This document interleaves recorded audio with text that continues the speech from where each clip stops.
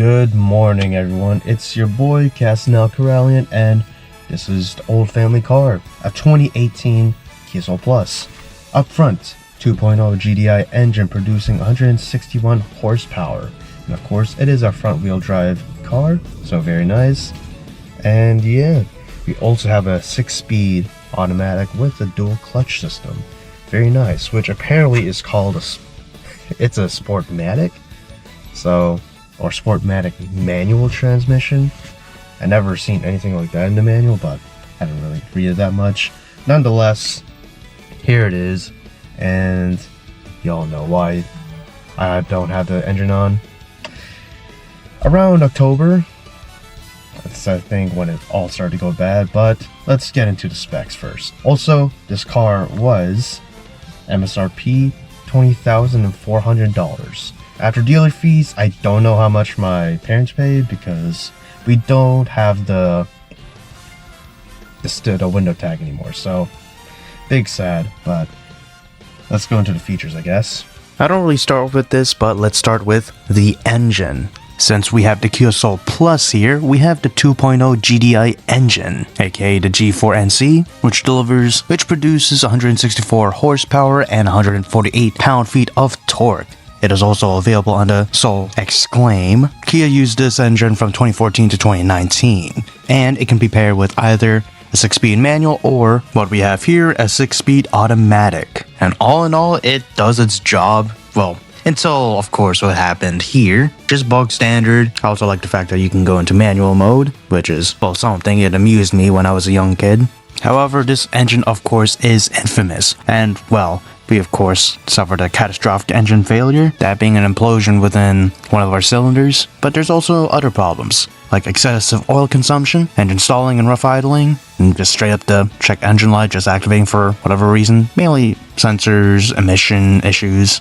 There's even some recalls over this damn engine. However, let's stop with the engine bay and head into the actual interior of the car where we drive, starting with these buttons down here. Now the middle are just dead buttons. However, right button is traction control and left button controls how bright the instrument controls are. We got a driver vent controls under that, as well as a speaker on top of it. Now the cluster. So essentially we have the speedometer, along with a little screen that tells you what gear you in, how many miles you drove this particular trip, temperature outside, as well as the odometer. On the left side we got the rev meter, as well as some lights for the handbrake, battery, oil, and the check engine lights. Right side of the cluster has 2 different gauges. Engine temp on the top, fuel on the bottom. Onto the steering wheel, on the left side we got the media controls, the mode, and then volume and track, skip and select. On the right we have the cruise control system. On the bottom left we have voice control and the call hang up button. On the bottom right we have the controls for the trip computer, and then we have the drive mode button, in which this Soul has 3 different modes: Eco, Standard, and Sport. Back to the middle of the dashboard we have the infotainment system.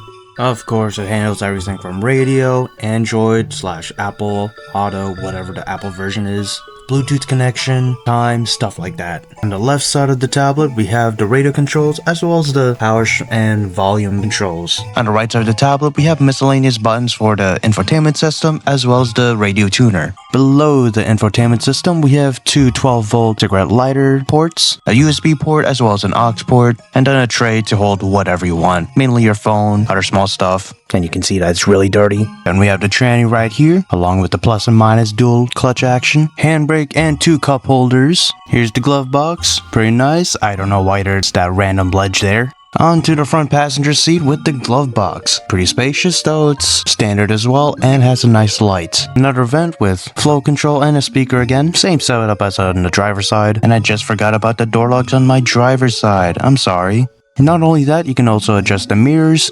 You have buttons to control all 4 windows as well, front 2 being auto, and you have the master window switch. Then of course you have the latch, which is on all doors, and it's basically similar to the other doors, except they only got a lock and control to their particular window. You got a cup holder and some space for various items too. Right by the front left edge of your seat, basically gonna be behind your left foot heel, you have the cap release for the gas cap. Then finally to the left of the dead pedal, we have the hood release.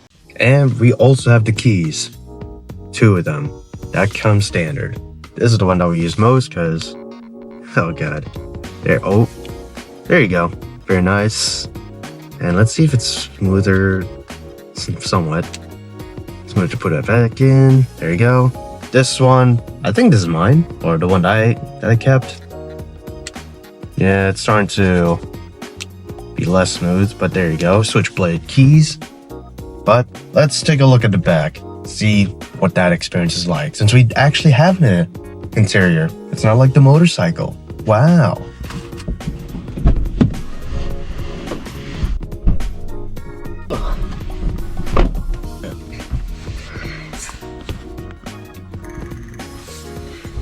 Alright. So here I am in the back seats. Very nice, very comfortable. The seats themselves, cloth. And yeah, I guess you can call these bucket seats. I mean, I don't know what to call them. I guess bucket seats. They're kind of loose with that term. However, it is pretty comfortable. I did once go to, I think it was the Carolinas, one of the Carolinas in this car. Not in one drive, but a fair amount, like until Georgia to, you know, for a rest stop, do our business. And yeah, never got any cramps, never had any pains. I feel like it's a lot more comfortable than in the RAV4, but it could be also for the fact that we broke this in. We've been in this car for a fairly long time, so there's that. And nothing really notable. In the back of the seats here, usually I'd expect like pockets, you know. However, the pockets are only in this side, right here, not in the front, just the rear front passenger or front passenger side. I never seen that before. Though I haven't really been in many cars myself, or at least I haven't looked at side many cars on the inside, whatever, you know what I mean. And of course, cup holders, very nice. So yeah, I guess we'll take a look at the rear trunk. Alright, so our rear trunk, of course, here's the key. Can't really see it, but yeah, you can either just unlock it regularly. Oh wait, there you go. Or you can just hold this for like 5 seconds. It'll unlock automatically. Very nice. There goes that. And here you go, cabin space. I mean, it's fairly modest. You fit a fair amount of stuff here, and you even get a little thing that can hide what's underneath. I mean, you usually come to expect something like that, so I don't know, I guess it's standard. Sadly, we don't have a spare tire underneath. We do have a place to put random stuff though, underneath. And if we did have a spare tire, it would be somewhere under there, but we just don't. So, yeah, big sad. And we just have a handle here to close it. Very nice. Locked up. There you go.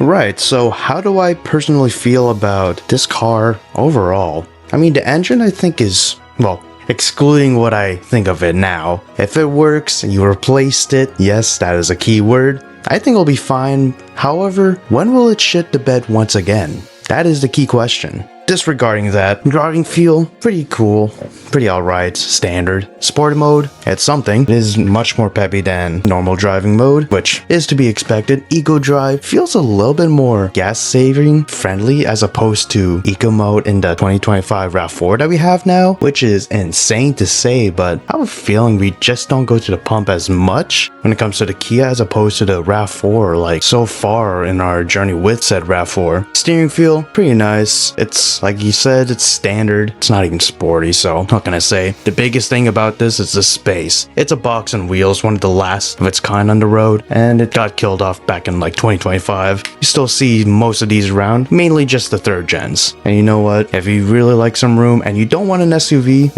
especially with the prices of those SUVs, this is fine. I also do like the rims for some reason, though that could be just me. The overall styling on it, I mean, box on wheels, there's nothing that can be done about it aesthetically. I think only interesting box on wheels design that I kind of like is the cube. Even then, it has that weird little bump, which I think is aesthetically pleasing for some reason. It does kind of look like a botched BBL. However, this doesn't really have that. It does have a bump, but it's not that noticeable. Visibility is pretty good as well. I mean, big window up front. 8 pillars, not bad. It doesn't really obscure a lot. I just feel like it will be better if I had a moonroof. So that is just me. Even with all that said though, the main thing, the main thing is the damn engine, which had killed itself and is why we're selling this bad boy, at least as of recording this particular clip today. So is the Kia Soul worth it?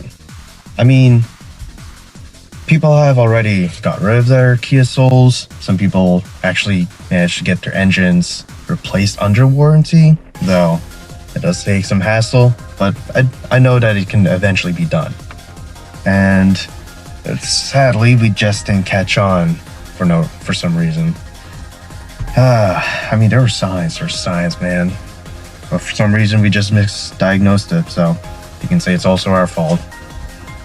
I mean, if this can drive, I mean, it's pretty peppy. I know it's weird to say, it's a Kia Soul, but it is peppy. If it was a Kia Soul Exclamation or Exclaim, that's the highest trim for the 2nd gen Kia Souls, then that'll be much more peppy. You get, well, what? 201 horsepower out of that? So, I don't know, man. If they manage to replace that engine, I mean, I guess you can go for it. It's just, I don't know.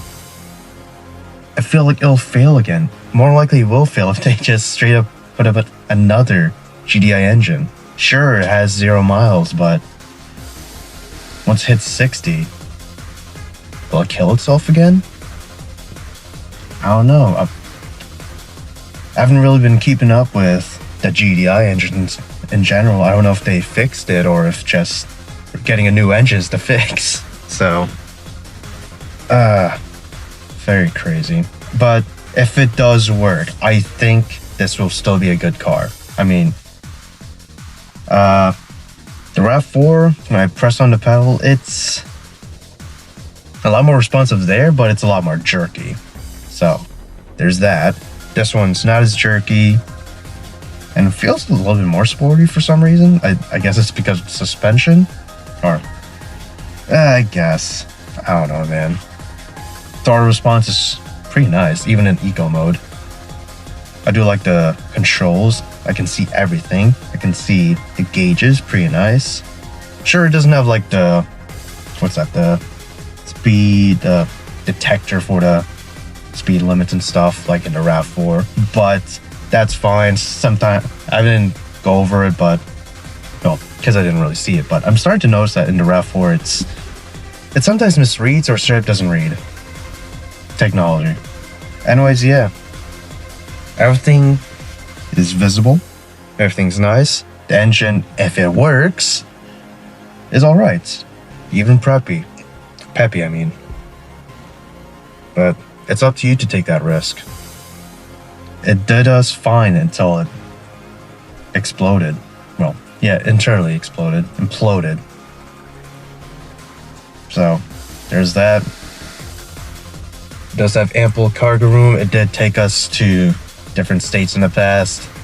It's a shame. We really wanted this car to last a long time, but after what happened with the GDI engine and after learning what happens with the GDI engine after 60k miles, it's a shame. It's just a shame. And I don't even think there was a recall for these engines.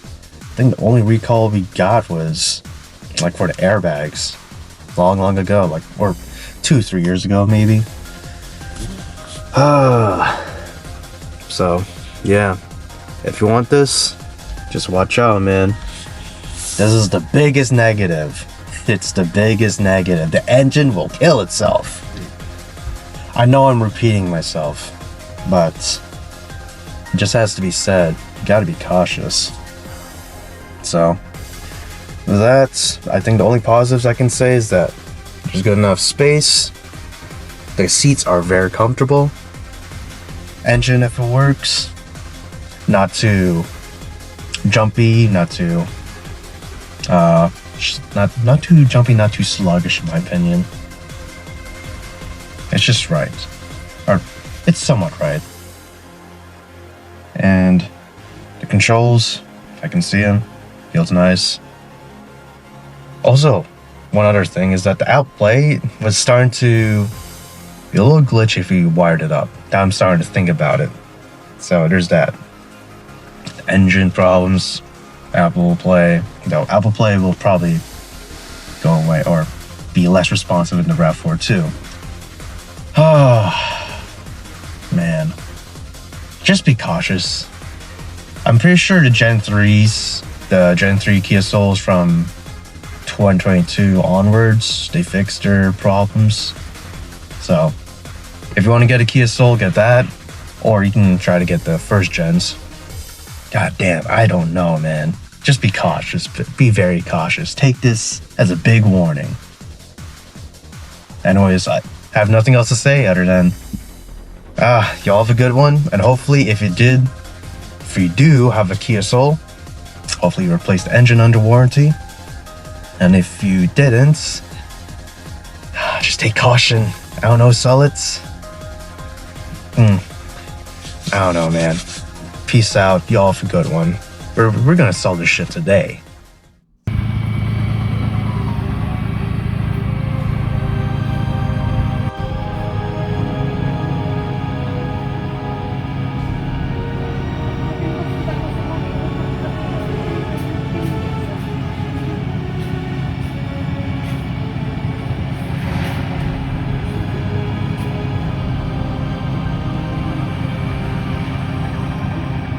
There you go.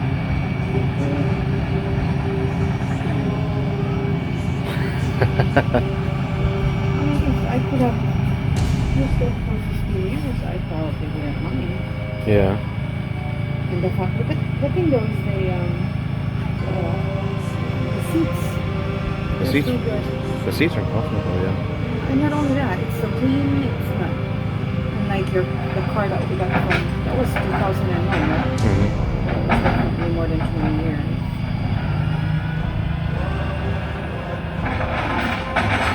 Goodbye. Can I help out with my stars? It should. It should. It definitely should. Oh.